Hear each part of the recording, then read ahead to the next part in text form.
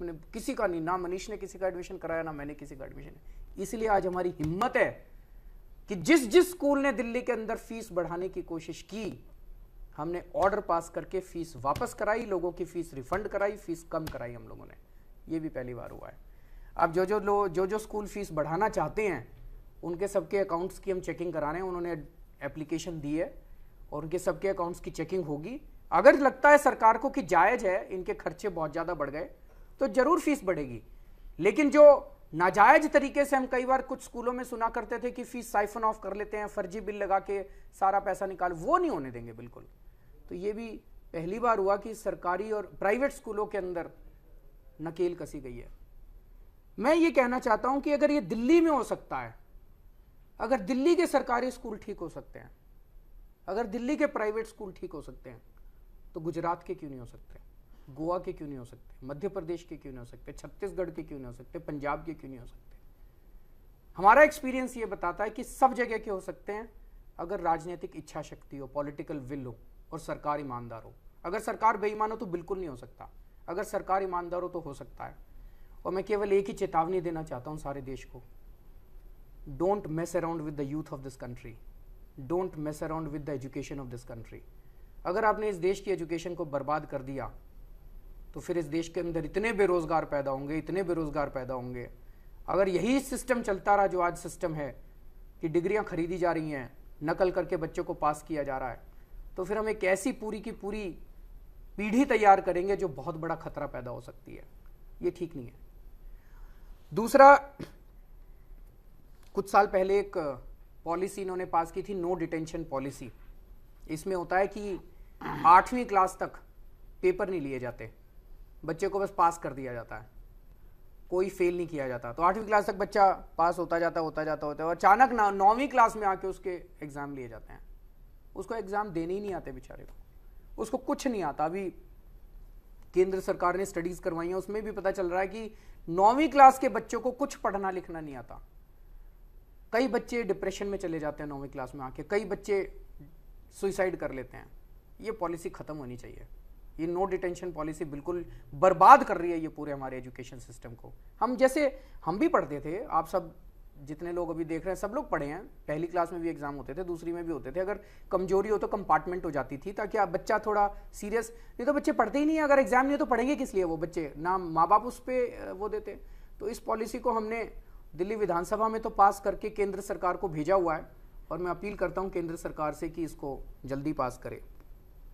दूसरा, मैं स्वास्थ्य के ऊपर थोड़ा सा बात करना चाहता हूं। अच्छा, एक और चीज है, दिल्ली में हमने 100% बजट बढ़ाया शिक्षा का। इच्छा शक्ति थी, हमारे पास पैसा कहां से आया? सारी सरकारें कहती है पैसा नहीं है, पैसा नहीं है। केंद्र सरकार ने, जो नई सरकार केंद्र में आई बीजेपी की, उन्होंने आने के बाद उनके पहले 82,000 करोड़ रुपए का बजट था शिक्षा का केंद्र में। उन्होंने आने के बाद 25% बजट कम कर दिया, 68,000 करोड़ कर दिया। 82,000 करोड़ का बजट हमने 5,000 करोड़ से 10,000 करोड़ किया, 100% बढ़ाया। उन्होंने 82,000 करोड़ से 68,000 करोड़ कर दिया बजट। बढ़ाना चाहिए कि कम करना चाहिए? शिक्षा पे कम कर दोगे तो ये सड़कें भी बननी चाहिए, फ्लाईओवर भी बनने चाहिए, नाली वो भी सब, पर सबसे जरूरी शिक्षा है। एक सड़क नहीं बनेगी तो काम चल जाएगा, बच्चे नहीं पढ़े लिखेंगे तो पूरा देश बर्बाद हो जाएगा।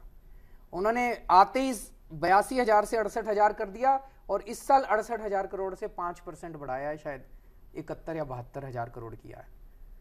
तो मेरा अपना मानना है कि पूरे देश के अंदर हर राज्य सरकार को और केंद्र सरकार को शिक्षा के ऊपर बजट बहुत बड़े स्तर पे बढ़ाना पड़ेगा ताकि इस देश के बच्चे पढ़ लिख सकें और इस देश का विकास कर सकें। दूसरा, स्वास्थ्य है। जैसा मैंने कहा कि हम शिक्षा और स्वास्थ्य में खर्चे को इन्वेस्टमेंट मानते हैं। स्वास्थ्य का भी पूरे देश में बुरा हाल है। किसी सरकारी अस्पताल में चले जाओ देश में, किसी डिस्पेंसरी में चले जाओ, हर जगह बहुत ही बुरा हाल है पूरे देश के अंदर, सरकारी अस्पतालों और डिस्पेंसरी के अंदर। अभी मैं पंजाब गया था थोड़े दिन पहले, वहां पे एक गांव में गया, वो गांव वाले मेरे को पकड़ के ले गए अपने लोकल डिस्पेंसरी में। वर्किंग डे था, दिन में 11 बजे का टाइम था, और जब हम वहां पे पहुंचे ताला लगा हुआ था डिस्पेंसरी पे, अंदर ना तो एक भी मरीज था और ना एक भी डॉक्टर था, ना एक भी नर्स थी, कुछ नहीं था उसके अंदर। ये हालत हम लोगों के गवर्नमेंट सेक्टर की या पब्लिक सेक्टर की। जब हमने दिल्ली में टेक ओवर किया, दिल्ली के भी सरकारी अस्पतालों में काफ़ी डिसऑर्गेनाइजेशन था, काफ़ी बुरा हाल था। यहां भी हमने सबसे पहला काम यह किया कि बजट बढ़ाया। जैसे शिक्षा में हमने 100% बजट बढ़ाया, स्वास्थ्य में हमने 50% बजट एकदम से बढ़ा दिया। हमारे टोटल बजट, दिल्ली सरकार का टोटल बजट 40,000 करोड़ है। 40,000 करोड़ में से 10,000 करोड़ 25% हमारा बजट तो शिक्षा में चला जाता है और लगभग 19% बजट, 18-19% बजट हमारा स्वास्थ्य में जाता है, हेल्थ सेक्टर में जाता है। इतना बजट हम लोगों ने हेल्थ और शिक्षा में खर्च किया है। तो हम लोग सारे बैठे और कई एक्सपर्ट्स के साथ बैठे और हम लोगों ने पूरा हेल्थ सेक्टर डिजाइन किया कि कैसा होना चाहिए। अभी दिल्ली में क्या है, बहुत बड़े बड़े अस्पताल हैं और कुछ डिस्पेंसरियां, सारी डिस्पेंसरियों की हालत बहुत बुरी थी दिल्ली के अंदर जब हमारी सरकार बनी। आपको अगर खांसी जुकाम भी हो जाए तो आप सीधे ऑल इंडिया मेडिकल में भागते हो, सफदरजंग हॉस्पिटल में भागते हो। तो हमने सबसे पहले ये डिसाइड किया कि दिल्ली के अंदर खूब सारी अच्छी डिस्पेंसरियां बनाने की जरूरत है। तो हमने 3 टियर सिस्टम डिजाइन किया। सबसे लोएस्ट टियर है मोहल्ला क्लिनिक, आम आदमी क्लिनिक। आपके नेक्स्ट डोर, आपकी गली में, आपके मोहल्ले में एक क्लिनिक होना चाहिए ताकि कोई भी छोटी मोटी बीमारी हुई, खांसी हो गई, जुकाम हो गया, बुखार हो गया, आपको बड़े अस्पताल में जाने की जरूरत ना पड़े, आप सीधे अपने मोहल्ला क्लिनिक में जाओ। हमने पहला मोहल्ला क्लिनिक बनाया पीरागढ़ी की एक झुग्गी बस्ती में। एयर कंडीशनड क्लिनिक था, एक डॉक्टर बैठती थी, उसमें 212 किस्म के टेस्ट होते हैं और 1-2 टेस्ट तो ऐसे हैं जो 1,000 रुपए से भी ज्यादा के हैं, बड़े महंगे महंगे टेस्ट होते हैं। 212 किस्म के टेस्ट, सारे टेस्ट फ्री, डॉक्टर फ्री और सारी दवाइयां फ्री। लोगों को एक बार तो वहां यकीन नहीं हुआ कि इस तरह का भी क्लिनिक हो सकता है। जैसे मैंने कहा, पहले सरकार में डिस्पेंसरी बनती थी 5 करोड़ रुपए की बनती थी, ये हमारा मोहल्ला क्लिनिक 20 लाख रुपए के अंदर बन के तैयार हो गया।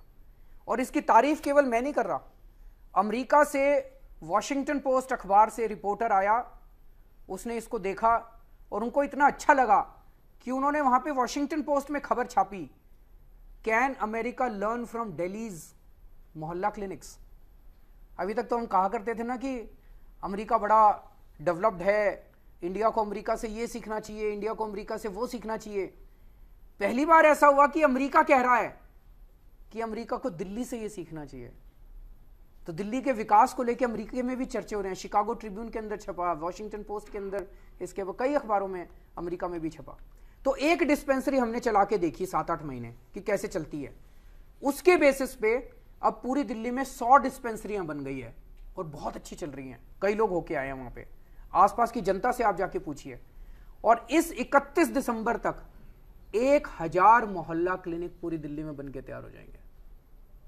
1,000 डिस्पेंसरी पूरी दिल्ली के अंदर। तो ये तो हो गया आपकी डिस्पेंसरी। इसके ऊपर है पॉलीक्लिनिक, ये दूसरा टियर हम लोग बना रहे हैं। पॉलीक्लिनिक है जिसमें 8 किस्म के स्पेशलिस्ट, 7 या 8 किस्म के स्पेशलिस्ट बैठेंगे। इसमें औरतों के डॉक्टर, बच्चों के डॉक्टर, हड्डियों के डॉक्टर, एमडी मेडिसिन, इस तरह से 8 किस्म के स्पेशलिस्ट बैठेंगे। इसमें अल्ट्रासाउंड मशीन, एक्सरे, 2-3 स्पेशल मशीनें भी होंगी, लेकिन एडमिशन नहीं होगा यहाँ पे। तो ये नेक्स्ट लेवल का, अगर आपको थोड़ी सीरियस बीमारी है तो आप यहां जा सकते हैं। ये भी आप जरा जाके देखो, 22 पॉलीक्लिनिक बने हैं दिल्ली में। मैं भी थोड़े दिन पहले पश्चिम विहार के पॉलीक्लिनिक में गया था, ऐसे ही राउंड लगाता हुआ बिना बताए चला गया था। इतना शानदार पॉलीक्लिनिक है, सेंट्रली एयर कंडीशन। और वहां पे वो Paschim Vihar middle class area है, वहां पे मिडिल क्लास के लोग आए हुए थे खूब सारे वहां पे अपना इलाज कराने के लिए। वहां भी सारा इलाज फ्री है। और जब मैंने उनसे पूछा, उन्होंने पहचान लिया, उन्होंने मुझे घेर लिया। वो कहते हैं जी ऐसा तो बड़े बड़े जो 5 स्टार हॉस्पिटल हैं उनमें भी इस किस्म की सुविधाएं नहीं मिलती जो हमें यहां मिल रही हैं। अगर अमीर लोग, मिडिल क्लास के लोग सरकारी अस्पतालों में आके अपना इलाज करा रहे हैं तो ये तो बहुत बड़ा, ये तो मुझे लगता है स्वास्थ्य के क्षेत्र में क्रांति हो रही है। आप भी जाइए, आप भी देखिएगा दिल्ली के पॉलीक्लिनिक्स को। और फिर तीसरा है हमारे जो बड़े हॉस्पिटल हैं, मल्टी स्पेशलिटी और सुपर स्पेशलिटी हॉस्पिटल्स। इनके अंदर जो बड़े हॉस्पिटल्स हैं इनमें हमने सारी दवाइयां फ्री कर दी है, सारे टेस्ट फ्री कर दिए हैं। क्यों किए हैं?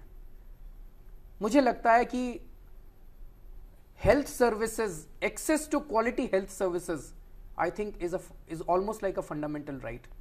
अगर कोई आदमी बीमार हो जाए और उसके पास पैसे नहीं है आज, तो वो अपना इलाज नहीं करा सकता। और अगर कोई बड़ी बीमारी हो जाए और प्राइवेट हॉस्पिटल में जाए, उसका सब कुछ लुट जाता है उस आदमी का, बेचारे का। इसलिए हम लोगों ने तय किया है कि हेल्थ सर्विसेज अच्छी मिलनी चाहिए और health services, quality health services should be accessible to every single individual in this country. तो हमने सरकारी अस्पतालों के अंदर सारी दवाइयां और सारे टेस्ट हम लोगों ने फ्री कर दिए हैं। इतना पैसा कहां से आ रहा है हमारे पास? हम कैसे कर पा रहे हैं? बाकी लोग कहते थे पैसा नहीं, जैसे मैंने कहा था ना, ईमानदार सरकार है अब दिल्ली के अंदर। उस ईमानदारी की वजह से खूब पैसा चारों तरफ से हम लोगों का बचता जा रहा है। तो इस वजह से लोगों को बहुत रिलीफ मिला है। और मुझे लगता है कि अगर दिल्ली के अंदर ये हो सकता है तो पूरे देश के अंदर हो सकता है। पंजाब के अंदर, जैसा मैंने बताया, मैं गया था वहां पे तो डिस्पेंसरी बंद थी। पंजाब के अंदर भी सुधर सकता है, गोवा के अंदर भी सुधर सकता है, मध्य प्रदेश में भी सुधर सकता है, हिमाचल प्रदेश में भी, सब जगह सुधर सकता है, सब जगह ठीक हो सकता है। कई जगह सुनने में आता है कि किसान ने आत्महत्या कर ली। क्यों कर ली? घर में बीमार हो गया था कोई, उसका अस्पताल लेके गया, अस्पताल में 2 लाख रुपए का बिल आ गया, उसने बेचारे ने कहीं से लोन लिया और वो लोन चुका नहीं पाया। और अगर एक ये चीज कर दी जाए, कल प्रधानमंत्री जी ने एक मीटिंग बुलाई थी, इंटरस्टेट काउंसिल की मीटिंग। इंटरस्टेट काउंसिल क्या होती है? जैसे देश के सारे मुख्यमंत्री उसके मेंबर होते हैं और प्रधानमंत्री जी उसके चेयरमैन होते हैं। तो बस मुख्यमंत्री और होम मिनिस्टर और कैबिनेट मिनिस्टर्स होते हैं और प्रधानमंत्री जी थे। वहां भी मैंने ये मुद्दा उठाया। मैंने प्रधानमंत्री जी से निवेदन किया कि अगर केंद्र सरकार पैसे दे, केंद्र सरकार के पास पैसे की कमी नहीं है, बहुत पैसा है, दिल्ली के पास पैसा है तो केंद्र सरकार के पास भी बहुत पैसा है। केंद्र सरकार अगर इतना कर दे कि देश के सारे सरकारी अस्पतालों में दवाइयां, टेस्ट, इलाज फ्री कर दे, मैंने कहा जी आपके गुण गाएंगे पूरा देश, सारा देश आपके गुण गाएगा। किसानों की आत्महत्या बंद करने में यह बहुत बड़ा कदम होगा। बिजली, जब हमारी सरकार बनी ना, बिजली बहुत महंगी थी दिल्ली के अंदर, लगभग सबसे महंगी थी देश में। आते ही हमने बिजली के रेट आधे कर दिए और आज मेरे पास देश के सारे राज्यों के बिजली के रेट हैं। अगर दिल्ली में किसी परिवार की 200 यूनिट बिजली खर्च होती है तो उसका बिल आता है 550 रुपए का। गुजरात में अगर किसी की 200 यूनिट बिजली खर्च होती है किसी घर में डोमेस्टिक, तो गुजरात में उसका बिल आता है 1170 रुपए का। बंबई में अगर 200 यूनिट खर्च होती है तो उसका बिल आता है 1950 रुपए का। दिल्ली में 550 रुपए, गुजरात में 1170 रुपए, बंबई में 1950 रुपए। पंजाब में अगर किसी की 200 यूनिट खर्च होती है तो 1229 रुपए का बिल आता है। अगर दिल्ली में किसी की 400 यूनिट बिजली खर्च होती है तो उसका बिल आता है 1370 रुपए का। 400 यूनिट का 1370 दिल्ली का। गुजरात में खर्च होती है तो 2615 रुपए का, गुजरात में 2615 रुपए। मुंबई में खर्च होती है 4300 रुपए का, 4300, 400 यूनिट के मुंबई में। कलकत्ता में 2900 रुपए, 2927 रुपए का बिल आता है 400 यूनिट का। पंजाब में 2690 रुपए का, दिल्ली में 1370, पंजाब में 2690। सबसे सस्ती बिजली एक दो स्टेट्स हैं जहां पे दिल्ली से सस्ती है, नहीं तो सबसे सस्ती बिजली आज दिल्ली के अंदर हो गई है। एक चैलेंज है अभी दिल्ली के अंदर, दिल्ली का जो ये बिजली का पूरा इंफ्रास्ट्रक्चर है ना, ये बड़ा कमजोर है। पिछले 10-12 साल में कोई इन्वेस्टमेंट नहीं किया गया। ढेरों ट्रांसफार्मर लगने हैं जगह जगह, उसकी भी पूरी लिस्ट बनाई है। वॉर फुटिंग के ऊपर मैंने अपने सारे एमएलएस को लगा दिया है। मैंने कहा जमीन ढूंढो, और जमीनें ढूंढ के चाहे कितना भी पैसा खर्च हो, दिल्ली में अपने को वर्ल्ड क्लास लेवल का बिजली का इंफ्रास्ट्रक्चर चाहिए। दिल्ली में बिजली की कमी नहीं है, जितनी बिजली चाहिए उससे ज्यादा सरप्लस बिजली है। लोकल फॉल्ट बहुत हो रहे हैं, कहीं बिजली चली जाती है, कहीं तार जल गया, कहीं ट्रांसफार्मर जल गया, रोज किसी ना किसी जगह। इसको अब ठीक कर रहे हैं। इतने सालों का जो इन्होंने कबाड़ा कर रखा है उसको करने में 1-2 साल तो लगेंगे। पानी,